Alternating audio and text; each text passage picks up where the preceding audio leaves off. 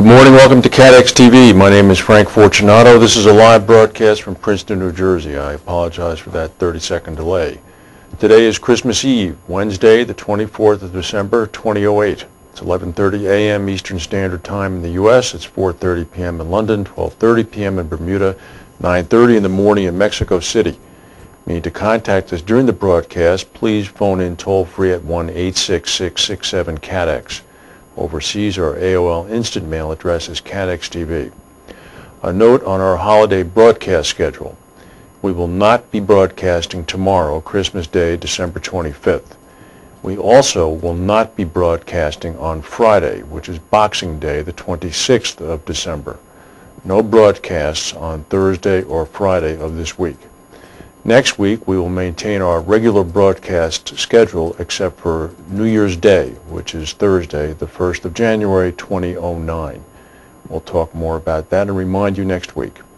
Now to our main news. Yesterday on a television program in the United States, Maurice Greenberg, the former CEO of AIG, said that the current CEO of AIG, Edward Liddy's experience running Allstate hardly equips him to run AIG. Managing Allstate, which specializes in home and auto coverage in the U.S., is not the same as AIG. This is according to Greenberg, which operates in more than 100 countries, he said. Greenberg was quoted on CNBC. He said, "I've known Liddy for many years. In fact, Liddy tried to sell me Allstate at some point. Liddy was appointed in September by the United States to run New York-based AIG after the company needed a federal rescue to stave off bankruptcy. Liddy is the third CEO at AIG since Greenberg was forced out in 2005. Spokesman for neither AIG or Allstate could be reached for response. Of course, Greenberg has also referred to his first successor, Martin Sullivan, in the past as, quote, an office boy, and he claimed to be unaware as to whether or not Mr. Sullivan actually attended college." Some economic data from the U.S. today, none of it good. Unemployment first. The U.S. labor market continues to worsen in recent weeks, with the unemployment line stretching to the longest in 26 years. The Labor Department came out with statistics this morning saying that those filing for unemployment benefits increased 30,000 over the past week, are now up to a seasonally adjusted 586,000 for the week ending the 20th of December. That's the highest since November of '82. Also, orders for U.S.-made durable goods fell a whole 1% during the month of November. This is according to the Commerce Department, as orders for transportation goods fell 7.5%. However, orders for core capital equipment, the kind of investments businesses make to expand or update their production capacity, rose 4.7%. So excluding transportation, shipments fell 2.4% in November, this after a 2.7% decline in October. And consumer spending fell 0.6% in November, this again according to the Commerce Department. This is amid mounting job losses and persistent economic uncertainty. Analysts polled by MarketWatch, for example, had expected a 0.7% decline. So the index was unchanged in October, and it is up. Let me back up a little bit. Real disposable income rose 1% in November after a 0.7% gain in the prior month. Stock market is sort of shrugging this off, actually. It's up about 37 points in abbreviated trading. It's going to close at 1 p.m. Eastern Standard Time today. Some casualty news from France, Paris specifically. At the famous Pasteur Institute in Paris, a fire broke out in a biology laboratory. The world-renowned laboratory is famed for research on fighting infectious diseases.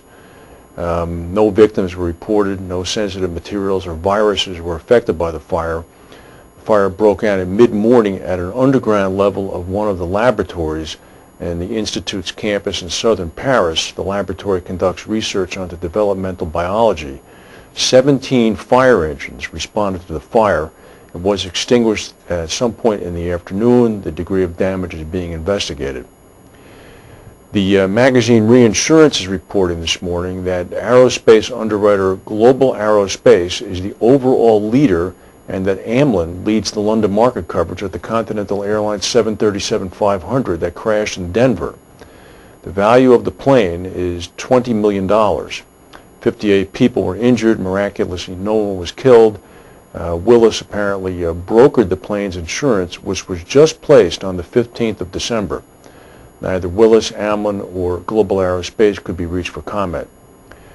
And in the U.S., the suicide of an investor who lost more than $1 billion of his client's money as a result of this man's alleged Ponzi scheme, this, of course, arch scoundrel Bernard Madoff, the suicide may be just the beginning.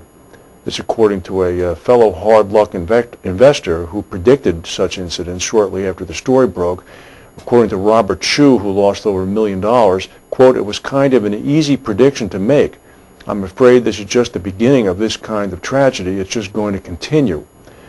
In a column that Chu wrote for Time magazine a week or so ago, he said the scandal was, quote, "the kind of news that's been known to cause shortness of breath, sudden cardiac arrest, and revolvers pulled from bedside drawers."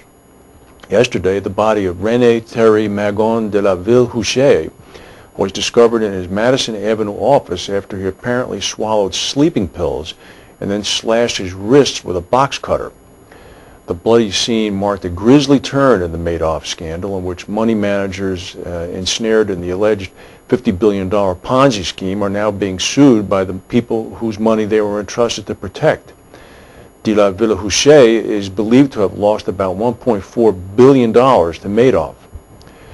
According to Chu again, Mr. Madoff really sort of set off a neutron bomb here. Investors are sitting in their nice homes, with their nice cars, with their nice artwork for the holidays, but the reality is that they only have 2 or 3 months of cash available, and then it's over. Mr. Ville-Houchet attracted some suspicion over the past few days. He's become increasingly subdued. And then on Monday night, he demanded that the janitors in his office be out of his suite by 7 p.m. And then a guard came into his 22nd story suite the next morning, 13 hours later, and they found him dead. Aon made some news yesterday. They named Laurel Meissner, who is to be Senior VP and Global Controller for the firm, replacing Dan Hunger, who is going to retire. Meissner was formerly with Motorola. She'll report to Krista Davies, who is the EVP and Chief Financial Officer. We're going to now go to a word from our sponsors and come back with the rest of the news.